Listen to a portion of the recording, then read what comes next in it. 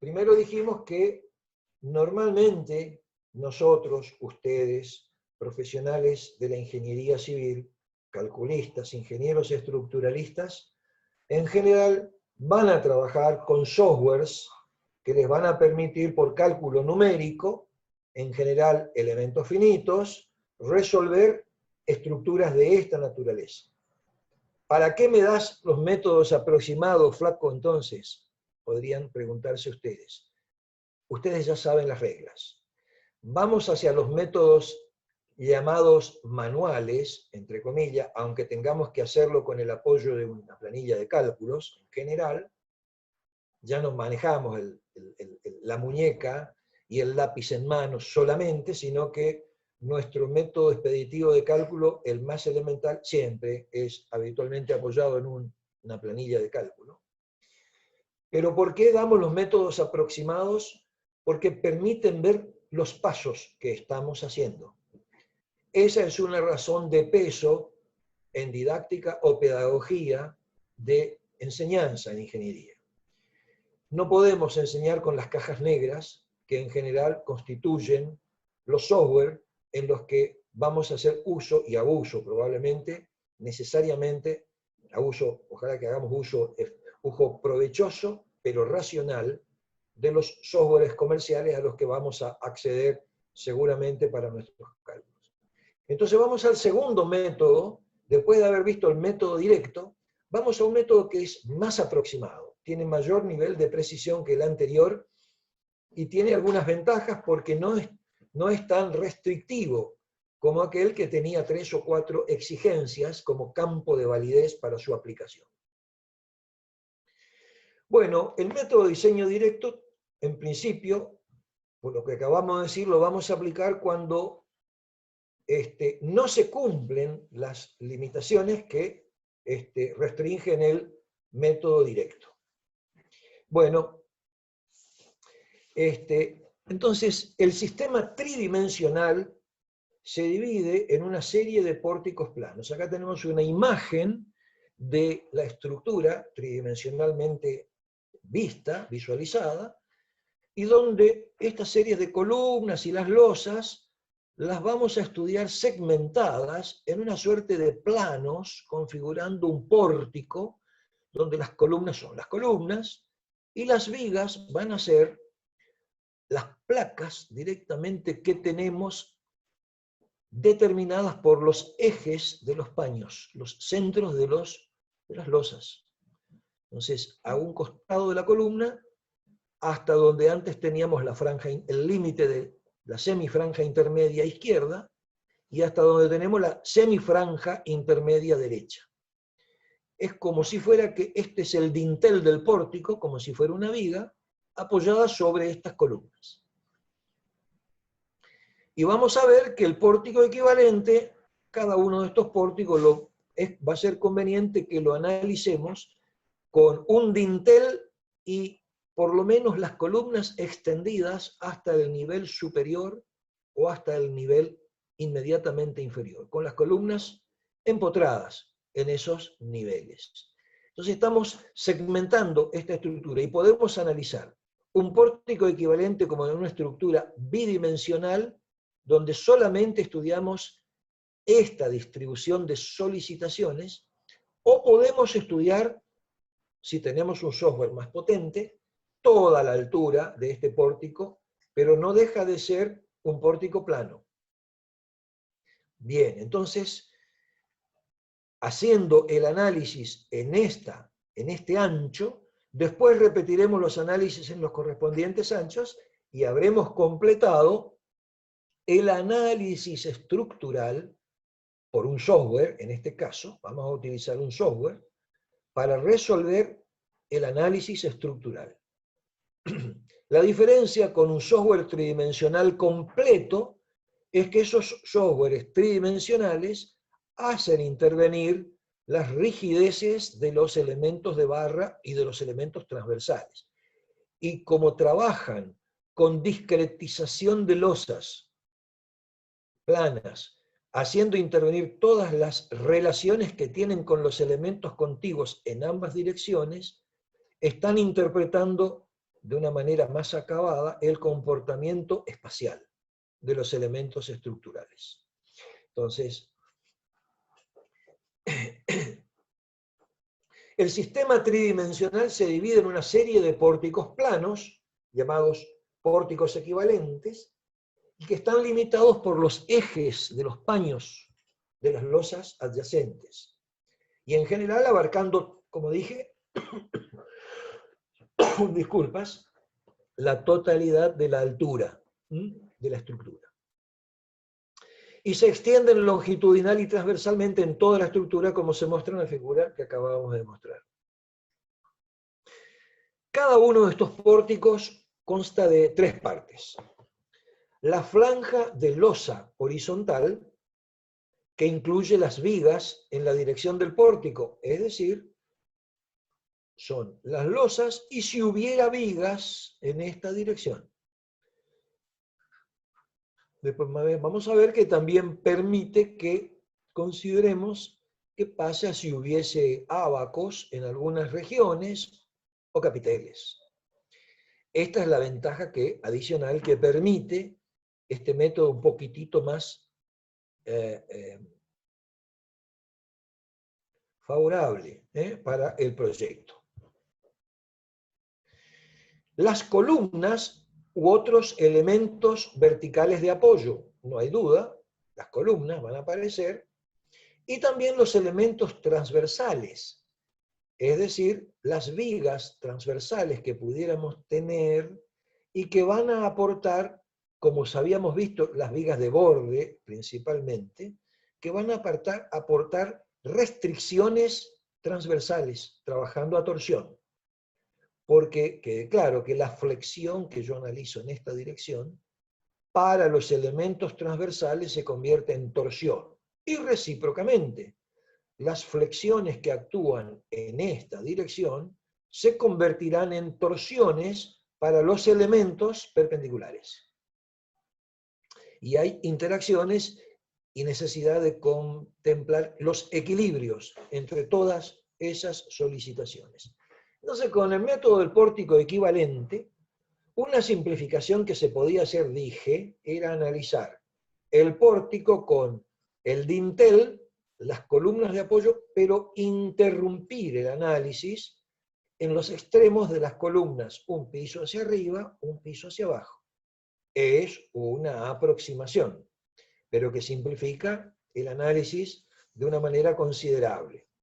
Se permite que haya vigas en las direcciones longitudinales.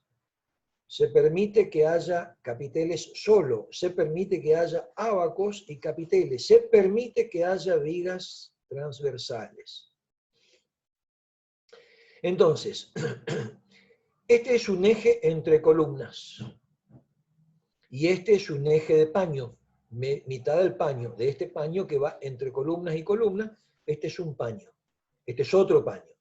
Otro eje entre paños. Entonces, esto es todo el área que abarca un pórtico equivalente en la dirección L1. Y esto es lo mismo, pero para una dirección transversal, que de nuevo se va a llamar longitud L1 cuando abordemos esto, pero están marcados en esta silueta como seleccionar los pórticos equivalentes. Bueno, en todos los... acá es inevitable que hay que trabajar con un software, por lo menos, que nos resuelva hiperestáticos bidimensionales. Esto sería el paso previo a configurar un modelo bidimensional o plano. Y entonces, ¿qué hacemos cuando nosotros modelamos una estructura en un software? Bueno, tenemos que primero identificar las barras, de tal nodo a tal nodo, tal cosa. Después tenemos que identificar, después de los nodos, las barras. Después, en general, vamos dando las características geométricas de las secciones de columnas, de vigas, etc. Y eso significa lo que en los hiperestáticos que resolvíamos, la asignación de rigideces a todas las barras, sean dinteles o sean montantes, las columnas o vigas, que era lo que ustedes ingresaban con un alfa cero de referencia, y entonces en cada uno de los tramos tenían un alfa 1, que era la relación entre el momento de inercia de esa barra referida a una alfa cero, a una denominada momento de inercia. O sea que hay que evaluar la rigidez de las barras. Y tendremos que evaluar las rigideces en los nudos, para los casos más generales en que aparezcan estas discontinuidades, que van, obviamente, si yo tengo aquí una viga, esta viga tiene una rigidez flexional determinada, pero cuando llega a este ensanchamiento en el plano, cuando llega a este ensanchamiento de este refuerzo, y que crece hacia la columna, y que también lo visualizamos como un refuerzo en la altura, cambia el momento de inercia tanto en la altura como en el ancho, entonces hay un cambio en las rigideces. Las zonas cercanas a la columna, los efectos de la flexión y corte, son más rígidas, ciertamente. Bueno, y entonces eso hace que hay que evaluar la rigidez de los elementos del pórtico equivalente.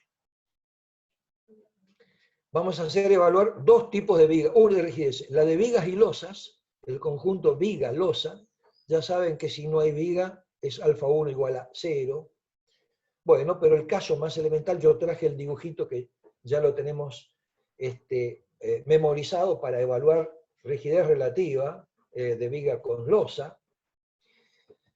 Bueno, y se puede determinar usando el área total o bruta de hormigón de la sección completa que abarca el ancho del pórtico, o sea, L2. Se debe considerar el cambio del momento de inercia por la presencia de ábacos y capiteles, que es lo que hace un ratito comenté.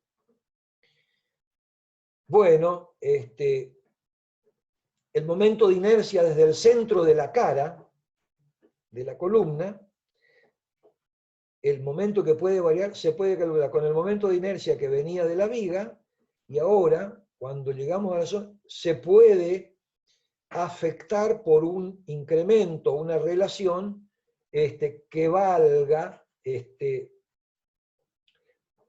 valor, que se lo divido al momento de inercia que tenía la placa al llegar al contacto. Es una manera de explicar un poquitito un método para poder contemplar el cambio de rigideces, ¿no? Bueno, esto en cuanto a... Probablemente nosotros no vamos a trabajar en la práctica, pero quería dejar un comentario breve por lo menos de cómo hacemos la modelización del pórtico equivalente. Queremos pasar a modelización. Para modelar tenemos que introducir las rigideces de los dinteles. En el caso más general sería directamente este caso de este nudo, donde hay una columna directamente conectada con la losa. Sería este caso de este nudo que tenemos acá. Pero si hay cambios en las rigideces, esos se deben notar. Hablamos de lo que pasa en la viga losa. Y ahora, ¿qué pasa al llegar a la columna? ¿Qué influencia tiene en ese nudo la rigidez que introduce la deformabilidad de las columnas o su rigidez? Se apela a un concepto de columna equivalente, que es la columna más los elementos torsionales provistos por las vigas transversales. Y entonces, que las deformaciones a torsión de esos elementos transversales reducen la rigidez a flexión que proporciona la columna. Esto lo vamos a mostrar con este esquema. Si la dirección de análisis del pórtico equivalente es esta, bueno, cuando evalúe la columna, la rigidez de la columna se va a ver afectada porque estas direcciones, estas vigas en la dirección transversal, ya están solicitadas a torsión y disminuye la torsión que llega a la columna, o es como una flexión adicional que actúa sobre la columna, o se puede interpretar como disminuye la rigidez que presenta la columna. Entonces el método apela al concepto inverso al de la rigidez, que se llama flexibilidad. Si nosotros le llamamos K a una rigidez, su inversa es la flexibilidad. Entonces, decir que la columna pierde rigidez por la interacción con las torsiones que transversalmente introducen los elementos transversales a una columna que estoy analizando en esta dirección, a flexión en esta dirección, estas torsiones que entran a la columna derivadas de las solicitaciones que transfieren las vigas de borde, disminuyen, dije, la rigidez de la columna. El valor que voy a entrar al modelo de la rigidez de la columna lo hago a partir de su inversa, la flexibilidad. Y entonces sumo flexibilidad propia de la columna más la flexibilidad de origen torsional. Cuando sumo estos dos efectos de flexibilidad, invierto el valor y termino encontrando la rigidez con la que voy a cargar al sistema. Bueno, ese es un poquitito el procedimiento. Se suma la flexibilidad de la columna y del elemento transversal. Entonces examinamos quiénes son KC y KT, que son valores que podemos llegar a calcular. Puestos en esta expresión, obtenemos la flexibilidad equivalente de la columna. Y entonces cuando hagamos la inversa de esta flexibilidad, habremos obtenido el coeficiente de rigidez equivalente que tenga la columna que queremos modelar, tanto abajo, la columna de abajo, como la columna de arriba. Bien. ¿Qué es KC? Es la rigidez, KC, de la columna en términos de momento por unidad de rotación. Por ejemplo, valores que algunas veces hemos conocido, ese valor de rigidez, el que puede producir una rotación unitaria, aplicada en el extremo opuesto, era de 4 veces la rigidez a flexión, dividido la longitud de la barra. Y esto calculado en base a la inercia bruta de la sección de hormigón. ¿Quién es KT? Es la rigidez a torsión de la viga de borde, que se puede calcular con una expresión, bueno, como esta, donde los parámetros ya los conocemos. C era el parámetro que combinaba el momento de inercia torsional, rotacional, en un momento de inercia como polar. Y estas reducciones C2 sobre L2 son las dimensiones del ancho de la columna y de la longitud de tramo en horizontal, pero de las magnitudes transversales a la dirección de análisis, a L1. Entonces aquí está interviniendo L2, L2, C2. La constante C ya la sabemos calcular, se calculaba con una expresión como estas, y entonces teóricamente tenemos la manera de poder calcular, como la estructura está toda predimensionada, podemos calcular el aporte de la rigidez KT. Las invertimos, las sumamos, obtenemos la flexibilidad de la columna, invertimos esto y obtenemos entonces lo que buscamos, que es la rigidez de columnas equivalentes. Ingresamos rigideces obtenidas para viga losa, incluyendo la posibilidad de que haya todas estas discontinuidades, donde vamos cambiando, esto seguramente que va a haber que generar barras de diferente longitud para cambiar sus rigideces, sus momentos de inercia, y entonces uno estaría en condiciones de, hacer el análisis de carga, cargar la estructura, y luego correr el modelo del pórtico equivalente. Bueno, yo no quiero ahondar mucho más en esto, y me quedaría solamente, eso es lo que quise contar un poquitito de las ideas que regulan la aplicación, o que necesitamos tener en cuenta para aplicar el método del pórtico equivalente. Repito, es un análisis bidimensional por métodos numéricos, o sea, no lo hacemos a mano, para obtener las solicitaciones, momentos, cortes normales, reacciones de vínculo, deformaciones, desplazamientos. Con eso tenemos el análisis estructural. Una vez que tenemos las solicitaciones, deberemos pasar a dimensionamiento. Entonces, en general, vamos a pasar a dimensionamiento. En este punto converge el trabajo que habíamos hecho, explicado por lo menos conceptualmente, si hubiéramos utilizado el método directo o si hubiéramos utilizado el método de pórtico equivalente, habríamos llegado a las solicitaciones. Y entonces ahora lo que tenemos que hacer es dimensionamiento. Entonces, solamente algunos recordatorios que hemos ya conocido en el curso anterior.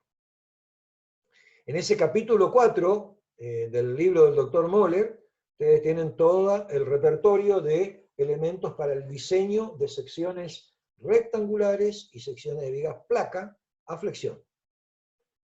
Y lo mismo en el capítulo 5, donde habíamos estudiado el diseño para resolver en general vigas al corte.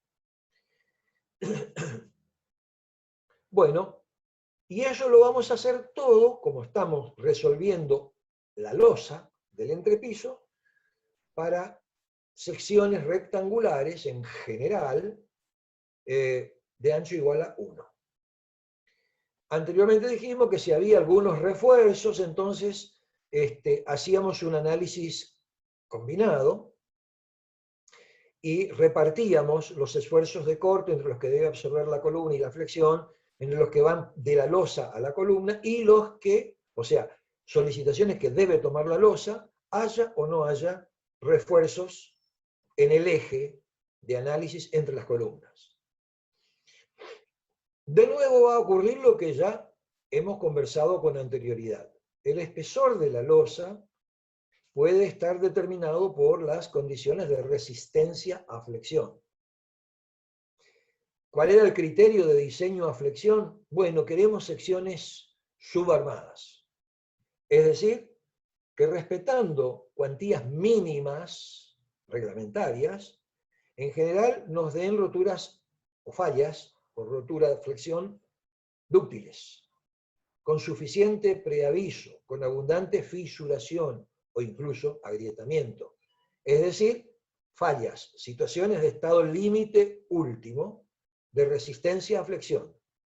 Entonces, eso era una condición. No queremos tener en las secciones críticas situaciones de secciones sobrearmadas, porque sabemos que además de estar en peligro de fallas sin preaviso, de tipo frágil, estamos empeorando las condiciones económicas de diseño por tener que usar coeficientes de reducción de resistencia más pequeños, 0,65 en lugar de 0,9.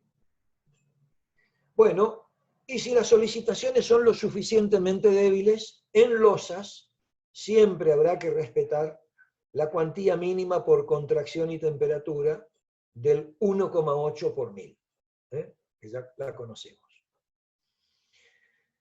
La otra cuestión que puede gobernar el diseño, entonces, es utilizar la deformabilidad de la losa, considerar que no queremos, puede andar muy bien la resistencia última a fricción, pero no queremos losas con una alta deformabilidad. Entonces, se puede predimensionar con ecuaciones que en el libro, en el texto del Dr. Moller, están acá mencionadas como 10.4, 10.8. Nosotros la tenemos por acá. Nosotros podemos predimensionar aplicando estas expresiones. Cuando tenemos estas diapositivas en este color mate de fondo, están puestas aquí a propósito como recordatorio, ¿no? Solamente un recordatorio para ver qué es lo que teníamos en el texto y que provienen del reglamento, ¿no? Entonces, había que calcular estos valores alfa medio. Si lo calculábamos para los bordes ideales, este era el procedimiento mediante el cual, respetando alturas mínimas, cuando eran losas apoyadas en sus 4 bordes por vigas rígidas, el espesor mínimo de losa era mínimo 9 centímetros. Esto ustedes lo pueden recordar, es lo que se puede aplicar. Nosotros, una vez que evaluamos las condiciones de borde, evaluamos las relaciones de lado con el beta, evaluamos las relaciones de rigidez, si hay vigas, pueden ser que las vigas sean todos, todo esto se evalúa, y eso me puede dar un espesor de partida que me lleva a poder cubrirme de las necesidades de verificar deformabilidad por estados límites de servicio de deformabilidad. La tercera condición para definir la altura de una losa va a ser por condiciones de resistencia al corte. Entonces, en general, lo anticipamos desde ya, la condición de resistencia al corte, algo como ya hemos sugerido en losas apoyadas en vigas rígidas, es que queremos evitar armadura de corte en las losas. Por lo tanto, el diseño se regulará proveyendo en general espesores suficientes de las losas como para que con solamente contribución resistente aportada por el hormigón al corte, resolvamos las resistencias nominales que debemos disponer. Esa idea la vamos a profundizar en el día de mañana, cuando veamos el análisis al corte convenientemente. El último punto que nos queda por mirar un poquitito es organización de armaduras. Y entonces vamos cerrando nuestro encuentro de esta tarde haciendo referencia a este gráfico, tabla gráfico, que está incluido en el reglamento. Bueno, este gráfico nos enseña a cómo debemos respetar detallamiento mínimo de las armaduras, de las losas sin vigas, en entrepisos sin vigas. De nuevo, la columna, ¿qué tenemos? Tenemos un esquema donde hay como dibujados 2 tramos, un tramo dado por un apoyo central, una suerte de columna o apoyo central, y 2 apoyos extremos.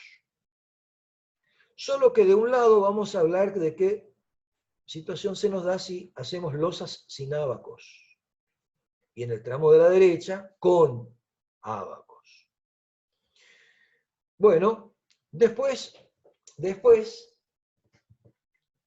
tenemos una apertura entre fajas de columnas y faja central, o franjas intermedias. Entonces, toda esta zona, vamos a quedarnos con losas sin ábacos, toda esta zona corresponde a cómo distribuimos las armaduras en una franja de columnas. En este otro, en una franja central. A su vez, tenemos unos dibujitos que muestran armadura arriba y otros dibujitos que nos hablan de armadura abajo. Repito, tanto en franja de columna tenemos armaduras que se disponen arriba, en la losa, y armadura abajo. En general, como ustedes ven, las armaduras arriba van en las zonas de los apoyos, de los encuentros de la losa con las columnas. Entonces ahí tenemos armadura arriba, en los apoyos.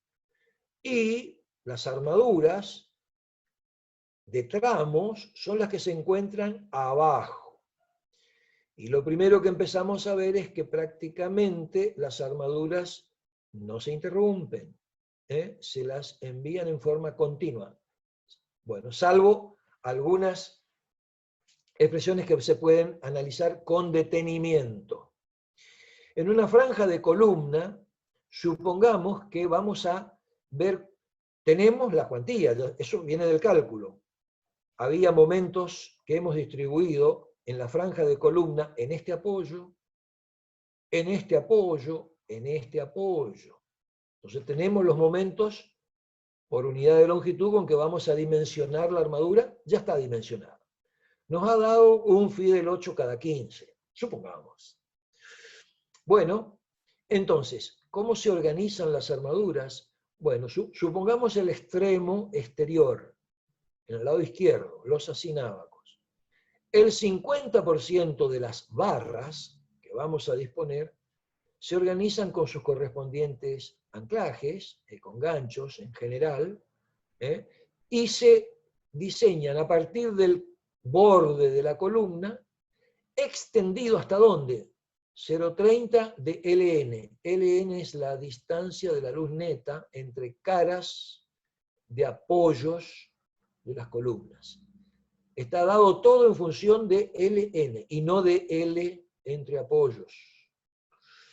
Acá 0,30 cuando no hay ábacos, y cuando hay ábacos, un poquitito más, extendido a 0,33.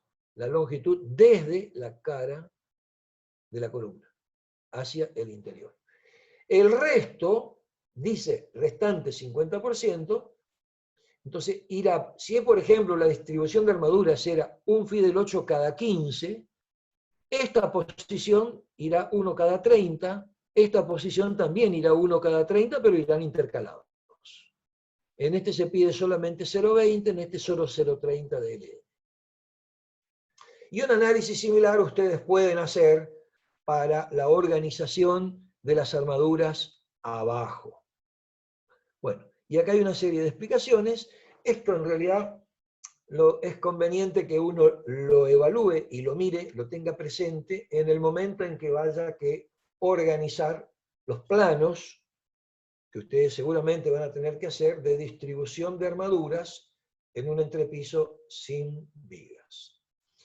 De manera tal que deberán recorrer esto que está en el reglamento, y ustedes lo tienen en el libro de Oscar, del Dr. Moller, y lo tienen también acá para que cuando lo tengan grabado pueden hacerle una captura a cualquiera de estas imágenes que tengan disponibles en la grabación de esta clase. Bueno, mañana empezamos con corte, así que cerramos nuestra sesión acá. No se vayan porque en realidad me quedan unos minutos solamente para hacer un llamado de atención a un cambio de cultura en el comportamiento de los estudiantes. Este tema de entrepisos sin viga en sus contenidos teóricos termina mañana. La semana que viene se hacen 2 clases con sesiones para diseño aplicado en trabajo práctico correspondiente a este tema. Y el sábado siguiente, a las clases de la semana que viene, es decir, no este sábado, el otro sábado, les ruego que consulten esa planificación que mencioné que está en el aula virtual, porque aparece la primera evaluación de avance. Se evalúa estrictamente este tema. Las evaluaciones de avance y sus resultados van a tener 10, 12 preguntas a ser resueltas como ya lo han hecho en el curso anterior, con una duración de 45, 50 minutos. Serán entre 10 y 15 preguntas, pero serán combinadas.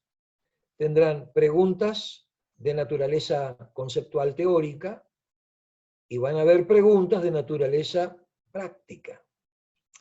Es decir, serán preguntas medianamente sencillas, con situaciones.